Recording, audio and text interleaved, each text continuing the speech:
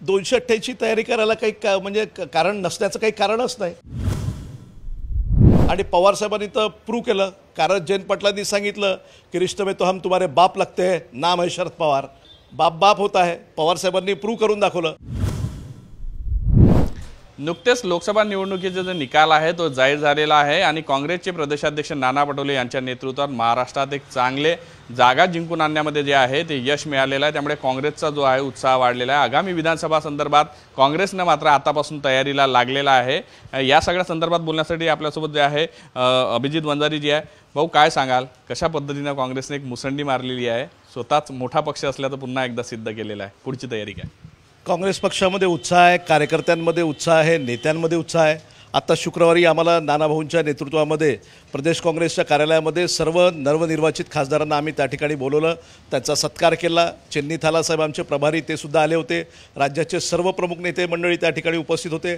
आणि ज्या पद्धतीचा उत्साह त्या सगळ्या मीटिंगमध्ये आणि राज्यामध्ये पाहायला मिळतो आहे, निश्चितपणानं येणाऱ्या काळामध्ये ज्या 3 महिन्यानंतर विधानसभेच्या निवडणुका आपल्या राज्यामध्ये होणार आहे त्याच्यामध्ये आमचा विजय निश्चित आहे। आता प्रश्न आहे की महाविकास आघाडी लढणार आहे की काँग्रेस पक्ष वेगळा लढणार आहे।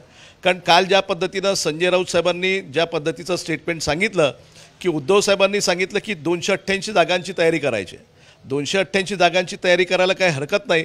कारण शेवटी 3 मोठे पक्ष एकत्रित लढताना अनेक कार्यकर्त्यांवर अन्याय होऊ शकतो। ही भूमिका जर असेल तर काँग्रेसची पण त्या पद्धतीची तयारी नसण्याचं काही कारण नाही। त्याच्यामुळे 288 उमेदवार आम्ही सुद्धा इमिजिएटली आयडेंटिफाय करून येणाऱ्या काळामध्ये त्या पद्धतीची तयारी नानाभाऊंच्या नेतृत्वामध्ये होणार आहे आणि मग त्या पद्धतीने आम्ही निवडणुकीला समोर जाऊ। नानाभाऊ सध्या फायरब्रँड नेता म्हणून काँग्रेसमध्ये सध्या समोर जात आहे। मुख्यमंत्र्यांचे म्हणजे होण्याचे त्यांचे होऊ घातलेले भावी मुख्यमंत्री असे बॅनर सुद्धा लागलेले। काँग्रेसची तयारी काय आहे पुढची?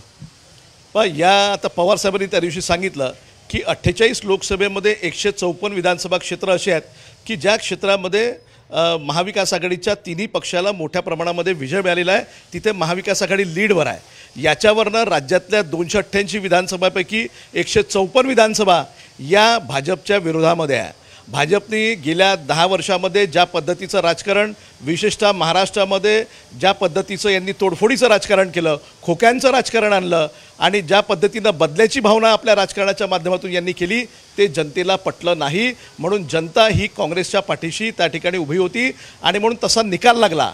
आमचा सर्वाधिक म्हणजे सिंगल लार्जेस्ट पार्टी काँग्रेस पक्ष या लोकसभेमध्ये राहिला आहे। सर्वाधिक खासदार हे नानाभाऊंच्या नेतृत्वामध्ये निवडून आलेले आहेत। येणाऱ्या काळामध्ये समजा 288 जागांवर लढण्याचं काम झालं तर निश्चितपणानं सिंगल लार्जेस्ट म्हणून आणि 150+ नारा हे नानाभाऊ देतील आणि या राज्यामध्ये काँग्रेस पक्ष सत्ता स्थापन केल्याशिवाय राहणार नाही, अशा पद्धतीची परिस्थिती आहे। कारण केवळ हेच कारण नाही, ज्या पद्धतीनं या भाजपच्या लोकांनी भूलतापा लोकांना दिल्या, शेतकऱ्यांचे प्रश्न आहे, शेतकरी अडचणीत आहे, कामगार अडचणीत आहे, युवक अडचणीत आहे, बेरोजगारी वाढलेली आहे, द्वेष वाढलेला आहे, चोरी अपराध वाढलेले आहेत, या सगळ्या घटनांवर लोकांना कुठेतरी विचार करण्यासाठी भाग पाडण्यात आलं। आणि म्हणून येणाऱ्या काळामध्ये काँग्रेस पक्ष हा नेहमी सर्वसामान्यांचा पक्ष राहिलेला आहे। सर्वसामान्यांचे प्रश्न घेऊन काँग्रेस पक्ष नेहमी काम करत राहिलेला आहे आणि म्हणून त्या पद्धतीनं नानाभाऊंच्या नेतृत्वामध्ये निवडणुका होतील आणि विजय आमचा होईल। मुख्यमंत्री नानाभाऊच असेल? नाही, चांगला आहे ना, आनंद आहे। या राज्यामध्ये मला असं वाटतं कन्नमवार साहेब त्या काळामध्ये जेव्हा स्वातंत्र्य मिळालं आणि यशवंतराव चव्हाण साहेबांच्या नेतृत्वामध्ये या महाराष्ट्राची मुहूर्तमेढ करण्यात आली, त्यानंतर कन्नमवार साहेबांना संधी मिळाली आणि नंतरच्या काळामध्ये ती संधी काँग्रेस पक्षामध्ये मिळाली नाही।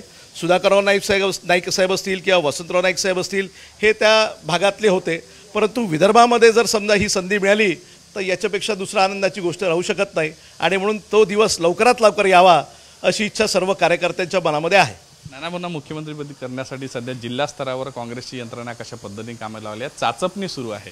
नाही, नानाभाऊंनी आता सर्व जिल्हाध्यक्षांना जे काही आमचे खासदारकीचे उमेदवार होते, जे काही जिंकलेले असतील, जे काही पराभूत उमेदवार असतील, या सर्वांना सांगितलं आहे की त्या खासदार क्षेत्रातले, लोकसभा क्षेत्रातले जितक्या विधानसभा येतात त्या विधानसभेचं ॲनालिसिस केलं पाहिजे की नेमकं कुठल्या बूथवर आपल्याला चांगले मतं मिळाले, कुठे आपण कमी पडलो, याचं ॲनालिसिस करून या आठवड्यामध्ये त्या सगळ्यांना ती रिपोर्ट द्यायची, तो अहवाल द्यायचा आहे।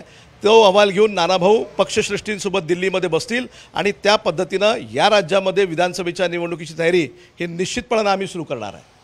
नानाभाऊंनी यापूर्वी म्हटलं होतं का 150 जागा आम्ही लढवण्याच्या पूर्णपणे तयारीत आहे, पण आता 288ची तयारी करताय? 288ची तयारी करायला काही म्हणजे कारण नसण्याचं काही कारणच नाही। काँग्रेस पक्ष हा मुळात राष्ट्रीय पक्ष आहे आणि या महाराष्ट्रामध्ये जे काही मुख्यमंत्री होऊन गेले त्याच्यातले बहुतांश मुख्यमंत्री हे काँग्रेस पक्षाने दिलेले आहेत. आपल्या यशवंतराव चव्हाण साहेबांपासून तर शंकरराव चव्हाण साहेबांपासून तर पृथ्वीराज चव्हाण साहेबांपर्यंत काँग्रेसचे मुख्यमंत्री या राज्यामध्ये काँग्रेस पक्षाने दिलेले आहे आणि अतिशय मातब्बर असे नेते ज्यांनी या महाराष्ट्राला समोर नेण्याचं काम केलं हे सर्व नेते मंडळी काँग्रेस पक्षाने दिलेली आहे. आणि त्याच्यामुळे काँग्रेस पक्षाची विचारधारा ही फुले शाहू आंबेडकरांची विचारधारा ही महाराष्ट्रातल्या कानाकोपऱ्यामध्ये आहे. आघाडी राहिली तर चांगली गोष्ट आहे, आघाडी नसेल मैत्रीपूर्ण लढत द्यायची असेल तरीसुद्धा आमची तयारी आहे आणि 288 विधानसभेचे उमेदवार आयडेंटिफाय करून आम्ही इमिजिएट तयारी सुरू करू. म्हणजे तयारी कशी असली तरी चालेल पण मुख्यमंत्री काँग्रेसचाच होईल कारण की मोठा भाऊ हा काँग्रेसच ठरेल. हो, कारण मी सांगितलं की सिंगल लार्जेस्ट पार्टी लोकसभेच्या निवडणुकीमध्ये या ठिकाणी महाराष्ट्रामध्ये आम्ही आहोत आणि येणाऱ्या काळामध्ये विधानसभेमध्ये तेच चित्र राहणार आहे. त्याच्यामुळे तो मान काँग्रेस पक्षाला मिळाला तर आनंद आहे आणि तो होईल असं सगळ्यांचा अंदाज आहे. पण कुठेतरी महाविकास आघाडीला एकत्रितपणे हे सगळं यश मिळालं आणि शिवसेना फक्त बोललं जातं का मुंबई रायगड या भागात जास्त आहे, विदर्भात तर फार तसं काही नसताना परिस्थिती तर एक खासदार निवडून आला. पण या सगळ्यामध्ये कुठेतरी असं वाटतं का काँग्रेस सगळीकडे असताना सुद्धा काँग्रेसने पहिला दावा नाही केला आणि शिवसेनेकडून हा दावा नाही. दावा करण्याचं काम नाही, परंतु काँग्रेसनी दिल्ली पक्षश्रेष्ठींच्या म्हणण्यानुसार अतिशय चांगली सामंजस्याची भूमिका या लोकसभेच्या निवडणुकीमध्ये घेतली. खरं म्हणजे प्रत्येक पक्षाचा आग्रह असणं काही गैर नाही की आम्ही सर्व जागांवर लढलो पाहिजे. तशी भूमिका नानाभाऊंची सुद्धा सुरुवातीच्या काळामध्ये होती, त्यात काही गैर नाही. प्रत्येकाला वाटतं ते साहजिक आहे. परंतु ज्या पद्धतीचं वातावरण हे राज्यामध्ये होतं त्यामध्ये या लोकसभेच्या निवडणुकीमध्ये उद्धव साहेबांना सोबत घेणं, शरदचंद्र पवार साहेबांचं मार्गदर्शन घेणं, त्यांना सोबत घेणं हे गरजेचं होतं. आणि पवार साहेबांनी तर प्रूव्ह केलं, कारण जयंत पाटलांनी सांगितलं की रिश्ते में तो हम तुम्हारे बाप लगते हैं, नाम है शरद पवार. बाप बाप होता है, पवार साहेबांनी प्रूव्ह करून दाखवलं. त्याच्यामुळे हे तीनही मातब्बर नेते, हे तीनही मातब्बर पक्ष हे कालही सोबत होते, येणाऱ्या काळातही सोबत राहतील. आता फक्त प्री पोल अलायन्स करायचं की पोस्ट पोल अलायन्स करायचं एवढाच एक विचार बाकी आहे. पण विजय निश्चितपणानं काँग्रेसचा आणि पर्यायानं महाविकास आघाडीचा आहे एवढं निश्चित सांगतो. कुठेतरी संजय राऊत या सगळ्यामध्ये आडमुठी भूमिका घेताना दिसतात. सांगलीच्या बाबतीत ते घेताना आले, विशाल पाटील जे काँग्रेसचेच होते ते निवडूनही आले, म्हणजे अपक्ष राहून निवडून आले. काँग्रेसची एक जागा आणखी वाढली असती पण संजय राऊतांमुळे सगळं हे होतं. नाही, आता कसं आहे की 3 मोठे पक्ष राहिल्यानंतर वाटाघाटी केल्यानंतर अशा पद्धतीच्या काही ना काही चुका कोणाच्याही हातून होत असतात आणि म्हणून त्या चुका टाळण्यासाठी समजा 3ही पक्ष या विधानसभेच्या निवडणुकीमध्ये जर वेगवेगळे लढले तर काही गैर नाही. कारण 288मध्ये शेवटी काँग्रेस पक्षाला आपली भूमिका घेणं गरजेचं आहे की 288 पैकी जर आघाडी होत असेल तर किती सीट्सवर आपण लढलं पाहिजे. आणि म्हणून त्या वाटाघाटीमध्ये अनेक वेळा अनेक कार्यकर्त्यांवर अन्याय होतो.